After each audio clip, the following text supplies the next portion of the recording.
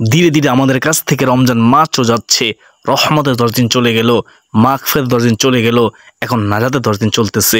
চোখের পলকে আমাদের কাছ থেকে বিদায় নিয়ে চলে যাবে পবিত্র রমজান মাস। জানি না আল্লাহ তাআলা আমাদেরকে ক্ষমা করেছেন কিনা, আমাদের গুনাহ মাফ হয়েছে কিনা।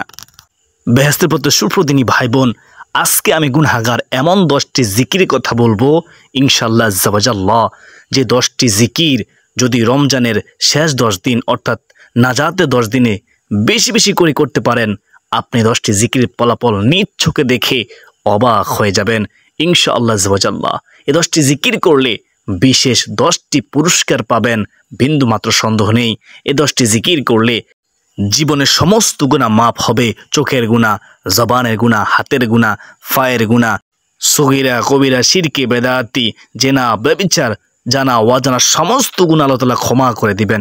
মনে রাখবেন, এই 10টি জিকির করে যদি আপনি রমজান মাসেও গুনাহ মাফ করাতে না পারেন, গুনাহ ক্ষমা করতে না পারেন, মনে রাখবেন আপনার মতো হতভাগা কপাল পোড়া আর কেউ হতে পারে না। কারণ নবীজি বদদোয়া দিয়েছেন, শুধু তাই নয় ফেরেশতারও বদদোয়া দিয়েছেন। নাউজুবিল্লাহি মিন যালিক। আল্লাহ তাআলাও তাদের প্রতি নারাজ। তাই আমাদের উচিত 10টি জিকির করে নিজের গুনাহগুলোকে ক্ষমা করিয়ে নেওয়া, মাফ করিয়ে নেওয়া। বিভিন্ন মুসলমান ভাই বোনেরা, এই 10টি জিকির করলে আপনি সম্মানিত হবেন। এই 10টি জিকির করলে দুঃখ, কষ্ট, পেরেশানি, হতাশা দূর হবে। এই 10টি জিকির করলে দোয়া ও মনের আশা পূরণ হবে ইনশাআল্লাহ আজ্জাওয়াজাল্লাহ। এই 10টি জিকির করলে সংসার থেকে অভাব দূর হবে। শত্রু থাকলে শত্রুর আক্রমণ থেকে আল্লাহ তাআলা আপনাকে হেফাজত করবেন ইনশাআল্লাহ আজ্জাওয়াজাল্লাহ। আপনি কি জানেন সে 10টি জিকির কি? সে 10টি ফজিলতপূর্ণ জিকির কি? যদি না জেনে থাকেন তাহলে আজকের ভিডিওটি আপনার জন্য মনোযোগ সহকারে দেখতে থাকুন। কমেন্টে আলহামদুলিল্লাহ লিখে চলুন একটু দোয়া করে নেই। হে মহান দয়ালু প্রেমময় আল্লাহ, আপনি এই রমজান মাসের উসিলায় আমাদের জীবনের সমস্ত গুনাহ মাফ করে দিন, আমাদেরকে সুস্থ রাখুন, সুস্থ শরীর রোজা রাখার তৌফিক দান করুন। সকলে বলি আল্লাহুম্মা আমিন ইয়া আরহামার রাহিমিন ইয়া আহকামুল হাকিমিন ইয়া রাব্বাল আলামিন। সুপ্রদিনী ভাই বোন, তো চলুন আমরা বিস্তারিত জেনে নেই। প্রিয় দর্শক, 1 নম্বর জিকির হলো লা হাওলা ওয়ালা কুওয়াতা ইল্লা বিল্লাহ। গুরুত্বপূর্ণ একটি আমল, গুরুত্বপূর্ণ একটি জিকির। এই ফজিলত ও সওয়াব অনেক অনেক গুণ বেশি। আমলটি করার ব্যাপারে হাদিসে অনেক বর্ণনা এসেছে, অনেক বর্ণনা পাওয়া যায়। হযরত আবু মুসা আশআরী রাদিয়াল্লাহু তাআলা আনহু বর্ণনা করেন, রাসূলুল্লাহ সাল্লাল্লাহু আলাইহি ওয়াসাল্লাম একবার আমাকে বললেন, তোমাকে জান্নাতের অন্যতম ধনভাণ্ডারের কথা কি বলে দেব? আমি বললাম, ইয়া রাসূলুল্লাহ, ইয়া হাবিবাল্লাহ নবী গো, অবশ্য বলে দিন হে আল্লাহ রাসূল সাল্লাল্লাহু আলাইহি ওয়াসাল্লাম। তখন রাসূলুল্লাহ সাল্লাল্লাহু আলাইহি ওয়াসাল্লাম বললেন, ও আমার সাহাবী শুনুন, সেটি হচ্ছে লা হাওলা ওয়ালা কুওয়াতা ইল্লা বিল্লাহ। বুখারী ও মুসলিম শরীফের হাদিস, লা হাওলা ওয়ালা কুওয়াতা ইল্লা বিল্লাহ। হযরত আবু যর রাদিয়াল্লাহু তাআলা আনহু থেকে বর্ণনা করেন, রাসূলুল্লাহ সাল্লাল্লাহু আলাইহি ওয়াসাল্লাম আমাকে একবার বললেন, ও আমার সাহাবী শুনো, আমি কি তোমাকে জান্নাতের গুপ্তধনগুলোর একটির সন্ধান দেব না? আমি বললাম, ইয়া রাসূলুল্লাহ, ইয়া হাবিবাল্লাহ নবী গো, হ্যাঁ। তখন রাসূলুল্লাহ সাল্লাল্লাহু আলাইহি ওয়াসাল্লাম বললেন, ও আমার সাহাবী শুনো, সেটি হচ্ছে লা হাওলা ওয়ালা কুওয়াতা ইল্লা বিল্লাহ। আহমদ শরীফের হাদিস, হাদিস নম্বর হচ্ছে 20829। হাজিম ইবনে হারমালা রাদিয়াল্লাহু তাআলা আনহু বলেন, আমি নবী সাল্লাল্লাহু আলাইহি ওয়াসাল্লামের নিকট দিয়ে যাচ্ছিলাম, তিনি আমাকে বলেন, হে হাজিম, তুমি অধিক সংখ্যায় লা হাওলা ওয়ালা কুওয়াতা ইল্লা বিল্লাহ এই বাক্যটি পড়ো, বেশি বেশি করে পড়ো, কেননা ও আমার সাহাবী শুনো, তা হলো জান্নাতের গুপ্তধন। সুবহানাল্লাহি ওয়া বিহামদিহি সুবহানাল্লাহিল আযীম। বুখারী ও মুসলিম শরীফের হাদিস। হযরত কাইস ইবনু সাদ ইবনু উবাদা রাদিয়াল্লাহু তাআলা আনহু থেকে বর্ণিত আছে, আমি নামাজরত থাকা অবস্থায়, সাহাবী বলতেছেন, আমি নামাজরত থাকা অবস্থায় নবী সাল্লাল্লাহু আলাইহি ওয়াসাল্লাম আমার কাছ দিয়ে গমন করলেন। তিনি নিজের পা মোবারক দিয়ে আমাকে আঘাত করে আমাকে ইশারা করে বললেন, ও আমার সাহাবী, আমি কি তোমাকে জান্নাতের দরজাগুলোর একটি দরজা সম্পর্কে জানাবো না? আমি বললাম, হ্যাঁ। তিনি বললেন, ও আমার সাহাবী শুনো, সেটি হচ্ছে লা হাওলা ওয়ালা কুওয়াতা ইল্লা বিল্লাহ, যার অর্থ হলো আল্লাহ তাআলা ব্যতীত অনিষ্ট দূর করার এবং কল্যাণ লাভের কোনো শক্তি কারণেই, কারো কি আছে? কারণেই। তিরমিজি শরীফের হাদিস, হাদিস নম্বর হচ্ছে 3561। 81 নম্বর হাদিস। সুবহানাল্লাহ। জান্নাতের দরজাগুলো একটি দরজা হচ্ছে কি লা হাওলা ওয়ালা কুওয়াতা ইল্লা বিল্লাহ। বেহেশতের পথে সুপ্রিয় দর্শক, আমরা 1 নম্বর জিকির জানলাম লা হাওলা ওয়ালা কুওয়াতা ইল্লা বিল্লাহ। আমরা বেশি বেশি পরিমাণে পড়ব, অলসতা করব না, যখন সময় পাবো তখনই পড়ব ইনশাআল্লাহ আজ্জা ওয়া জাল্লাহ। সুপ্রতিনি ভাই বোন, 2 নম্বর জিকির হলো লা ইলাহা ইল্লাল্লাহু ওয়াল্লাহু আকবার ওয়ালা হাওলা ওয়ালা কুওয়াতা ইল্লা বিল্লাহ। এই জিকিরটি বেশি বেশি করে করা। আব্দুল ইবনে আমর রাদিয়াল্লাহু তাআলা আনহু বর্ণনা করেন, রাসূলুল্লাহ সাল্লাল্লাহু আলাইহি ওয়াসাল্লাম বলেছেন, পৃথিবীর বুকে যে ব্যক্তি বলে লা ইলাহা ইল্লাল্লাহু ওয়াল্লাহু আকবার ওয়ালা হাওলা ওয়ালা কুওয়াতা ইল্লা বিল্লাহ, যে ব্যক্তি মুহাব্বতের সাথে বলে, আমার নবীজি বলেন তার অপরাধগুলো ক্ষমা করে দেওয়া হয়, যদিও তার সাগরের ফেনারাশির মতো বেশি পরিমাণও হয়। সুবহানাল্লাহ। তিরমিজি শরীফের হাদিস, হাদিস নম্বর হচ্ছে 3460 নম্বর হাদিস। এখন আমরা যেমন 3 নম্বর জিকির, 3 নম্বর জিকির হলো ইয়া যাল জালালি ওয়াল ইকরাম। ইয়া যাল জালালি ওয়াল ইকরাম বেশি বেশি পরিমাণে পড়ব ইনশাআল্লাহ। জাল জালালি ওয়াল ইকরাম আল্লাহ তাআলার এক গুণবাচক নাম। আল্লাহর এই নামটি কোরআনে এসেছে 2 বার। প্রিয় দর্শক, সূরা রহমানের 27 নম্বর আয়াতে ও 78 নম্বর আয়াতে। সুবহানাল্লাহ। এই নামের 2টি অংশ। প্রথম অংশ জাল জালাল, অর্থ হলো সমস্ত সৃষ্টি জগতের অধিপতি, যিনি সৃষ্টিকুল থেকে ভয় পাওয়ার হকদার ও একমাত্র প্রশংসার যোগ্য। দ্বিতীয় অংশ হলো আল ইকরাম, যার অর্থ হলো মহত্ব, বরত্ব, দয়া ও ইহসানের অধিকারী। প্রথম অংশ ও দ্বিতীয় অংশ একসঙ্গে পড়লে হয় জাল জালালি ওয়াল ইকরাম। ইয়া শব্দ যোগ করে জিকিরটি করতে হবে এভাবে, ইয়া জাল জালালি ওয়াল ইকরাম। যে কোনো কাজ সুন্দরভাবে শেষ করার জন্য, কাজের ভালো ফলাফলের জন্য এবং দুনিয়ার ধন দৌলত ও রিজিকের প্রশস্ততার জন্য এই জিকির বেশি বেশি করে করার পরামর্শ দিয়ে থাকেন আলেম ওলামারা, যে তোমরা বেশি বেশি করে এই জিকিরটি করো। কেননা এই জিকিরের মাধ্যমে একসঙ্গে 2টি কাজ হয়। 1, মহামহিম আল্লাহর উচ্চ মর্যাদার গুণকীর্তন হয়। 2, দয়াবান আল্লাহর দয়ার ভিখারি হিসেবে নিজেকে উপস্থাপন করা হয়। সুবহানাল্লাহ। তাছাড়া নবী করিম সাল্লাল্লাহু আলাইহি ওয়াসাল্লাম এই জিকিরকে সর্বদা আঁকড়ে ধরতে বলেছেন। এরশাদ হয়েছে, তোমরা ইয়া জাল জালালি ওয়াল ইকরাম, ইয়া জাল জালালি ওয়াল ইকরামকে সর্বদা আঁকড়ে ধরে থাকবে, অর্থাৎ বেশি বেশি পরিমাণে তোমরা পড়বে। তো প্রিয় দর্শক, এখন আমরা জানবো 4 নম্বর জিকির। 4 নম্বর জিকিরটি সেটি হলো সুবহানাল্লাহি ওয়া বিহামদিহি সুবহানাল্লাহিল আযীম। সুবহানাল্লাহি ওয়া বিহামদিহি সুবহানাল্লাহিল আযীম। সুবহানাল্লাহি ওয়া বিহামদিহি সুবহানাল্লাহিল আযীম। হযরত আবু হুরায়রা রাদিয়াল্লাহু তাআলা আনহু থেকে বর্ণিত হাদিসে রাসূলুল্লাহ সাল্লাল্লাহু আলাইহি ওয়াসাল্লাম বলেন, 2টি বাক্য এমন আছে যা বলা সহজ, আমলের পাল্লায় অনেক ভারী আর আল্লাহর কাছেও অধিক পছন্দনীয়। সেটি হলো সুবহানাল্লাহি ওয়া বিহামদিহি সুবহানাল্লাহিল আযীম। বুখারী শরীফের হাদিস, হাদিস নম্বর হচ্ছে 6406 নম্বর হাদিস। প্রিয় মুসলমান ভাই বোনেরা, অত্যন্ত দামি জিকির সুবহানাল্লাহি ওয়া বিহামদিহি সুবহানাল্লাহিল আযীম। হযরত জাবের রাদিয়াল্লাহু তাআলা থেকে বর্ণিত এক হাদিসে রাসূলুল্লাহ সাল্লাল্লাহু আলাইহি ওয়াসাল্লাম বলেন, যে ব্যক্তি সুবহানাল্লাহিল আযীম ওয়া বিহামদিহি পাঠ করে তার জন্য জান্নাতে একটি খেজুর গাছ রোপণ করা হয়। সুবহানাল্লাহ। তিরমিজি শরীফের হাদিস, হাদিস নম্বর হচ্ছে 3466 নম্বর হাদিস। তো প্রিয় দর্শক, এখন আমরা জানবো 5 নম্বর জিকির। বেহেশতের পথে সুপ্রতিনি ভাই বোন, সেটি হলো হাসবুনাল্লাহু ওয়া নি'মাল ওয়াকিল। হাসবুনাল্লাহু ওয়া নি'মাল ওয়াকিল। হাসবুনাল্লাহু ওয়া নি'মাল ওয়াকিল। সবাই পারবেন এই জিকিরটি। হাসবুনাল্লাহু ওয়া নি'মাল ওয়াকিল এর অর্থ হলো আল্লাহ তাআলাই আমাদের জন্য যথেষ্ট। আল্লাহ তাআলা আমাদের জন্য কি যথেষ্ট। হাসবুনাল্লাহু ওয়া নি'মাল ওয়াকিল অংশটি কোরআনের আয়াত। এটি পড়ার কথা পবিত্র সহিহ হাদিসের মাধ্যমে প্রমাণিত। সুবহানাল্লাহ। হযরত ইব্রাহিম আলাইহিস সালামকে যখন আগুনে নিক্ষেপ করা হলো, তখন তিনি এই দোয়াটি পড়েছেন এবং রাসূল করিম সাল্লাল্লাহু আলাইহি ওয়াসাল্লাম মুশরিকদের হামলা হবে এমন খবর শুনে হামরাউল আসাদে উক্ত দোয়াটি পাঠ করেন, হাসবুনাল্লাহু ওয়া নি'মাল ওয়াকিল। আল্লাহ তাআলাই আমাদের জন্য যথেষ্ট।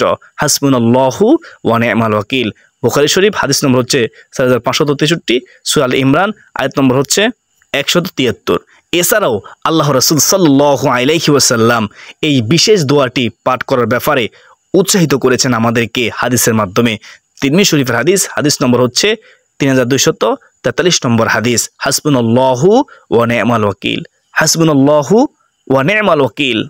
তো প্রিয় দর্শক, এখন আমরা জানবো 6 নম্বর জিকির। 6 নম্বর জিকিরটি হলো ইয়া হাইয়ু ইয়া কাইয়ুমু বিরহমাতিকা আস্তাগীথ, ইয়া হাইয়ু ইয়া কাইয়ুমু বিরহমাতিকা আস্তাগীথ, যার অর্থ হলো হে চিরঞ্জীব, হে চিরস্থায়ী, আমি আপনার রহমতের উসিলায় সাহায্য প্রার্থনা করছি। সুবহানাল্লাহ। তিরমিজি শরীফের হাদিস, হাদিস নম্বর হচ্ছে 3524 নম্বর হাদিস। এই হাদিসের মধ্যে এই দোয়াটি রয়েছে, ইয়া হাইয়ু ইয়া কাইয়ুমু বিরহমাতিকা আস্তাগীথ, বিরহমাতিকা আস্তাগীথ। নবীজির খাদেম বিশিষ্ট সাহাবী হযরত আনাস ইবনে মালিক রাদিয়াল্লাহু তাআলা আনহু থেকে বর্ণিত, তিনি বলেন রাসূলুল্লাহ সাল্লাল্লাহু আলাইহি ওয়াসাল্লামের কাছে কোনো বিষয় কষ্টকর মনে হলে, কঠিন মনে হলে, দুঃসহ মনে হলে তিনি সাথে সাথে দোয়াটি বলতেন, আল্লাহ তাআলার কাছে সাহায্য চাইতেন। এ দোয়াটি বলে সুবহানাল্লাহ, ইয়া হাইয়ু ইয়া কাইয়ুমু বিরহমাতিকা আস্তাগীথ, ইয়া হাইয়ু ইয়া কাইয়ুমু বিরহমাতিকা আস্তাগীথ, ইয়া হাইয়ু ইয়া কাইয়ুমু বিরহমাতিকা আস্তাগীথ। যা অর্থটি আবার বলতেছি, খেয়াল করুন, অনেক সুন্দর অর্থ। হে চিরঞ্জীব, হে চিরস্থায়ী, আমি আপনার রহমতের উসিলায় সাহায্য প্রার্থনা করছি। এখন আমরা যেমন 7 নম্বর জিকির। 7 নম্বর জিকিরটি হলো লা ইলাহা ইল্লাল্লাহ, লা ইলাহা ইল্লাল্লাহ। এই জিকিরটি বেশি বেশি করে করা। শুনুন, কোনো ব্যক্তি যদি দুনিয়াতে একবার বসে লা ইলাহা ইল্লাল্লাহ এর আওয়াজ দেয়, ওই আওয়াজটুকু সাথে সাথে আল্লাহ তাআলার আরশে আজিমের সাথে গিয়ে ধাক্কা লাগে। সুবহানাল্লাহ। এর চেয়ে সুসংবাদ কি হতে পারে? আল্লাহ রব্বুল আলামিনের আরশে আজিমের নিকট একটি নূরের খুঁটি রয়েছে। সেই খুঁটিটুকু তখন কাঁপতে থাকে, নড়তে থাকে, দুলতে থাকে। তখন মহান আল্লাহ রব্বুল আলামিন বলেন, ও খুঁটি তুমি কেন কাঁপো? ওই খুঁটিটুকু তখন বলতে থাকে, রব্বুল আলামিন দুনিয়াতে আপনার একজন বান্দা, আপনার একজন বান্দি লা ইলাহা ইল্লাল্লাহ এর আওয়াজ দিয়েছে, তাই আমি কাঁপছি। আল্লাহ তাআলা বলেন, তুমি কাঁপা বন্ধ করে দাও, তুমি কাঁপা বন্ধ করে দাও। তখন সেই খুঁটিটুকু বলে, ইয়া রব্বুল আলামিন, আমি কাঁপা বন্ধ করব না যতক্ষণ না তাকে ক্ষমা না করবেন, যতক্ষণ তাকে মাফ না করবেন, ততক্ষণ পর্যন্ত আমি শুধু কাঁপতেই থাকবো, নড়তেই থাকবো।